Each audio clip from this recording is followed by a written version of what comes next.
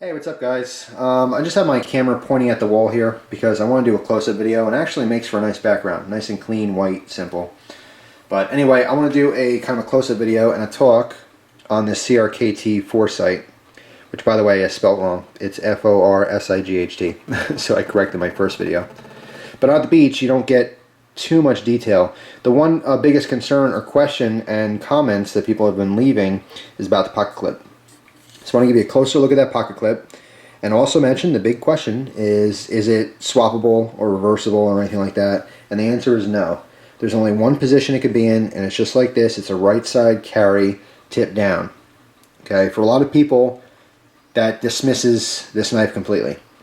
Some people have certain criteria with knives, and if it doesn't fit their exact needs all the time, they're just not interested. They can love this knife, every single thing about it. But if they can't get it in a tip up position for carry, they just don't want it. And that's okay. You know, no one's going to tell you, your wants in a knife is wrong. I think it kind of stinks that, some people limit themselves that much. But yes, this knife, the pocket clip is not swappable or reversible. It is removable if you want. Alright, so I'm going to show you real quick here.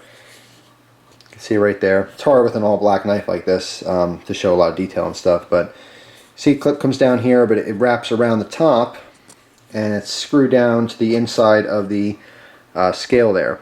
Okay, it might be very hard to see, but there's a single screw and it's a Phillips head screw. So in order to remove it, if you don't want it on the knife, you have to take the knife apart so you expose just this back scale and then you can remove it.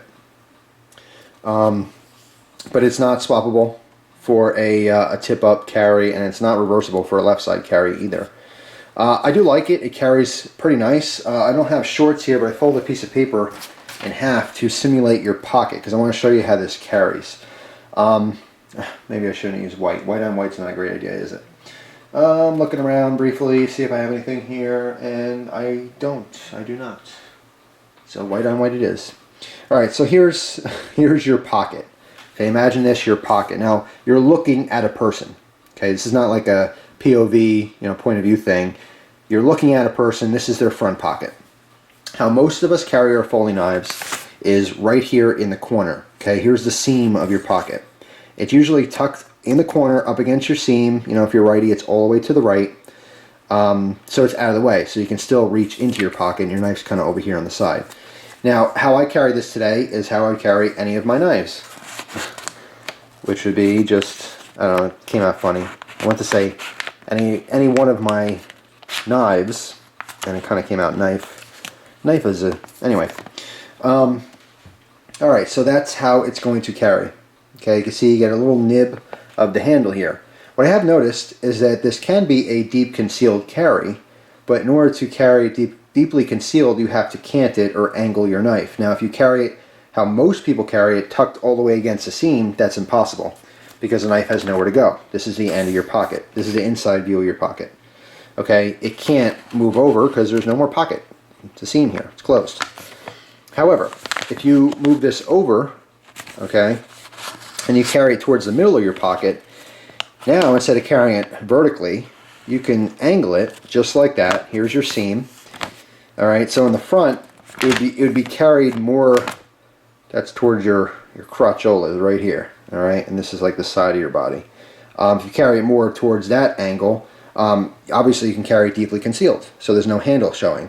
The obvious downside to this, the biggest downside, is this spans across your pocket, so to reach in your pocket, it might be a little bit more cumbersome. Another issue you may have is it might not be as fast to deploy out of your pocket or to take out of your pocket because not only is it angled, that adds complication, but you also have less to hold. So I would say most people are probably going to carry this how they would carry any of their other knives, completely vertical in the corner by the seam. And this is how it would look. And this is how I carried today, and it was perfect. It never got loose, it had great tension. It is a small pocket clip. My first concern was how well is it going to hold. It held great. It held like any other pocket clip. But there's less clip there to actually get in the way when I'm holding and using the knife. Did cut a couple things today with it. I only just cut my little pocket here. This is folded over. Alright, so here's the seam side. Nice little circular cut there. Try to match that.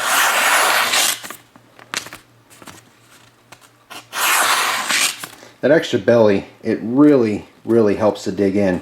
Now, I've talked about this before, but recurved blades, they're a huge pain to sharpen, but you get a lot of performance out of them, okay? Because when you're cutting into something, the blade, the way it's shaped, kind of hanging over like that, it's like the beginning of, say, a hawkbill blade, but then it obviously pops back up instead of, you know, coming to a tip. But it just digs in deeper. It wants to bite deeper because you literally have more blade that's angled. Alright, but you can obviously see it's nice and sharp. Be able to do some curved cuts like that. I mean, take your sharp knife and try that. You know, a good sharp knife should be able to do that all day long. But obviously it's folded, so it's going to be a little easier to cut like that. And a little pop-up birthday card. Anyway, single old, what we're all used to, regular old slicing. Beautiful. I mean, just buttery smooth, really, really sharp. Here's a two-finger cut. It's amazing out of the box. Like I said in the initial video, it's very impressive for CRKT right out of the box like that. I mean, they've always been pretty good about a good factory edge, but this is up there with all the other companies and everything you would expect. It's definitely, I would say it's as sharp as you can ever expect for a factory edge, particularly for the price point. But just amazing if you actually catch the sharp part and not underneath it. Just beautiful. So, anyway, just another little close-up. Wanted to reference that pocket clip. By the way, the blade steel on this is AUS 8. I had one person comment, well, let me backtrack for a second. The MSRP on this is $140, but of course, as we all know, let's say it aloud together, no one pays full price. We always get knives from dealers, online, perhaps eBay, maybe Amazon if that's your thing. I like to use knife dealers because it supports these guys, and of course they have the variety. They may not always beat eBay prices or Amazon. Amazon's very hard to beat a lot of the times, but I love supporting the knife guys. There's probably a dozen or more different websites I've used consistently over the last decade and been extremely happy with. And perhaps I'll do a video on that, telling you all the different knife dealers that I've used. But anyway, absolutely beautiful. No, we're not going to pay $140 for it. If you look right now, this knife is available online for pretty consistently. It's like $89 across the board. So one person had commented, all right, well, a $90 knife, AUS 8, what a letdown. And it's kind of a pet peeve of mine when someone completely dismisses a knife because of the blade steel. It's a steel snob, is what it is. Okay, so it doesn't have the VG10 you're used to that you really like, or it doesn't have that S30V, or it doesn't have, whatever's new and popular. All of a sudden you want to throw it out the window? I've had knives that were $350 that had 440C. Now most people would say, oh my God, why would you ever pay that? That's a silly thing to say. Every knife is different. If you want this knife and this pattern, right now it's your only option, first of all. Second of all, a lot of times people, when they complain about knife steel, and they'll specifically say, oh, only AUS 8. I think what they said was they can do better than that. They didn't come up short with that at all, not in my opinion. AUS 8 is a great performing steel. And every single steel type has its pros and cons, as long as it's properly heat treated so that it can get the full potential out of that steel. But some people can't sharpen their knives very well. So guess what? Those super steels that you really want, not really going to be good for you if you don't know how to maintain your knives. If you do know how to maintain your knives, AUS 8 is going to be just fine, because when it goes dull, you sharpen it back up, or you strop it so it doesn't go dull. It's about maintaining your blades more so than finding that perfect steel for you. A lot of us get really caught up in blade steels, and unfortunately it's a deciding factor. Oh, I love that knife. AUS 8, nope, not for me. And I don't know, just kind of stinks. It is just kind of somewhat of a pet peeve of mine when people just throw a knife out the window and they don't think anything of it, specifically because it's not the blade steel that they're looking for. And in addition to that, there's nothing wrong with that. We're all out, our own opinions. Perhaps that person who commented has really bad experience with AUS 8, or really, really uses their knives a lot and they can tell the difference. Because most of you guys out there don't use your knives often enough to really know the difference. However, there's still plenty of you who do, and you use your knives all the time. You know, and when you finally get the knife with S30V or, you know, D2 or whatever your thing is, you can tell the difference. And for you guys, I can completely understand perhaps wanting a different type of steel. But for now, this is all that it's available in. I happen to love it. Nothing wrong with it at all. Still think it's an awesome knife, but with use, we will tell. You know, time will tell, like anything else. And when I eventually do an actual knife review, I'll give you all my opinions and thoughts on it. But initially, I still really like it. It's awesome.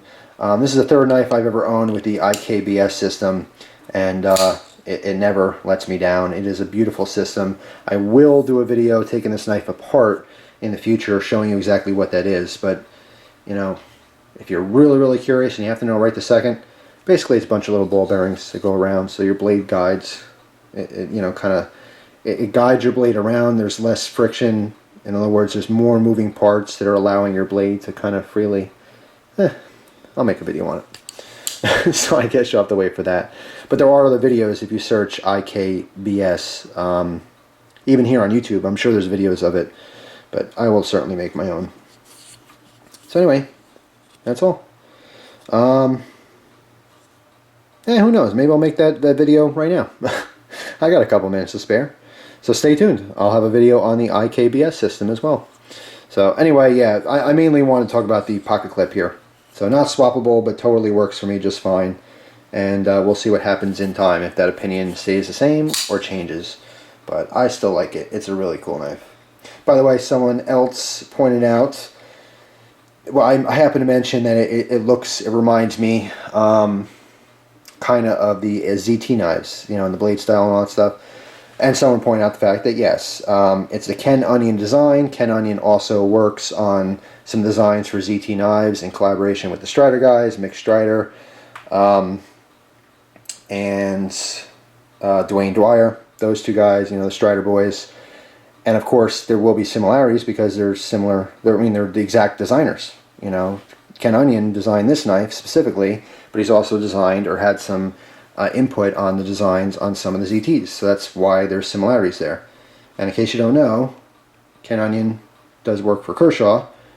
Kershaw is owned by KAI, which in turn owns both Shun Knives as well as ZT, Zero Tolerance. So it's all one big happy family.